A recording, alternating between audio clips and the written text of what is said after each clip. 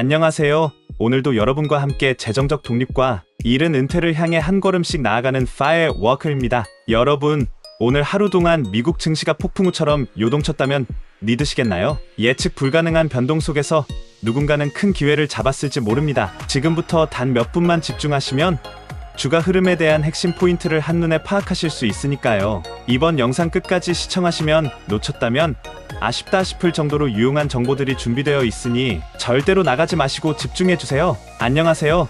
모두 반갑습니다. 오늘로 3월의 마지막 장이 마감되었습니다. 달력 날짜만 봐도 1분기 마지막이라는 점 때문에 시장이 한껏 예민해진 상태였는데요.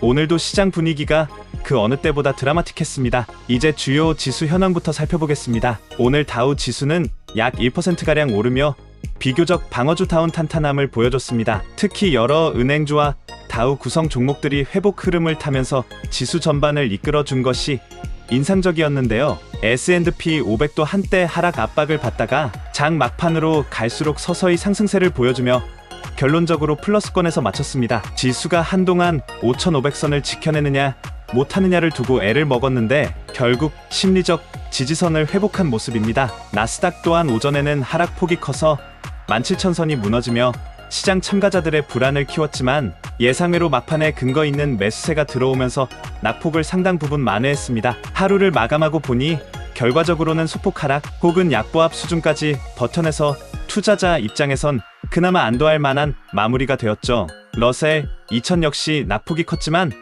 막판에 어느 정도 만회하면서 극적인 회복을 보여줬습니다. 한편 변동성 지수는 장중에 25선까지 치솟을 기세였는데 막판으로 갈수록 시장이 회복된 덕에 24 초반선으로 내려왔습니다. 그래도 전일 대비 소폭 올라와 있긴 합니다만 고점 대비로는 꽤나 하락했기 때문에 공포심리가 다소 진정된 모양새라고 볼 수 있겠습니다. 오늘 오전장을 부정적으로 이끌었던 주요 이슈는 역시 보호무역주의 강화 이야기였습니다. 주말 동안 전해진 소식들 중에 트럼프 전 대통령이 다시 한번 여러 국가에 대한 관세 부과 가능성을 언급했다든지 블랙록 CEO 레리 핑크가 무역전쟁이 재점화되면 경기 침체 가능성이 커진다라며 우려를 표한 부분이 시장 심리의 불안감을 드리운 것이죠. 거기에 골드만삭스에서 미국의 침체 확률을 상향 조정했다는 소식, 그리고 몇몇 기관의 목표, 주가 하향 등이 겹쳐 투자자 입장에서는 이러다가 정말 침체로 가는 거 아닌가 하는 공포감을 느끼게 했습니다. 하지만 시카고 PMI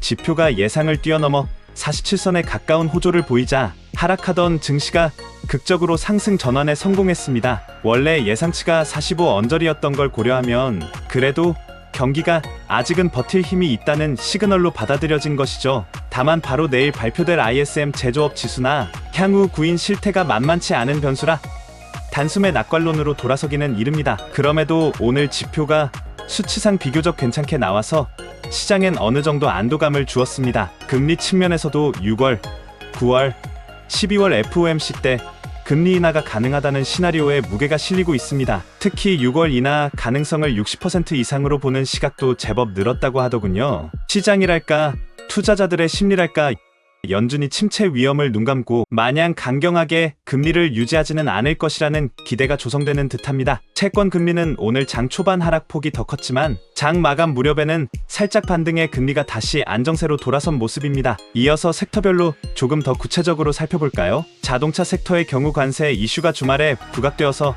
초반에는 무거웠습니다. 그래도 포드와 GM 같은 전통 제조사가 중후반 들어 비교적 괜찮은 상승폭을 기록하면서 마감했네요. 테슬라는 장중 급락을 보이다가 꽤 강하게 반등했습니다. 장 초반에는 유럽 쪽 화재 이슈와 일론 머스크의 정치적 행보가 부정적 뉴스로 작용했지만 결과적으론 바닥권에서 매수세가 크게 유입됐고 베를린 공장 50만 대 생산 소식 등 긍정 재료가 힘을 실어주면서 낙폭을 만회했습니다. 반도체주 중에서는 엔비디아가 하락세로 출발했다가 낮은 가격을 매력적이라고 본 매수세 덕에 장 막판에 하락폭을 많이 줄였고 TSMC나 인텔, 퀄컴 등도 비슷하게 오전 부진 인텔, 오후 반등 시나리오를 밟았습니다. 이른바 바닥 다지기 후 반등이 눈에 띈 하루였죠. 빅테크주는 애플이 중국 내 판매량이 예상외로 크게 증가했다는 소식과 골드만삭스의 긍정적 전망 덕에 시장을 견인했습니다. 알파벳 역시 유튜브가 여전히 미디어 플랫폼의 절대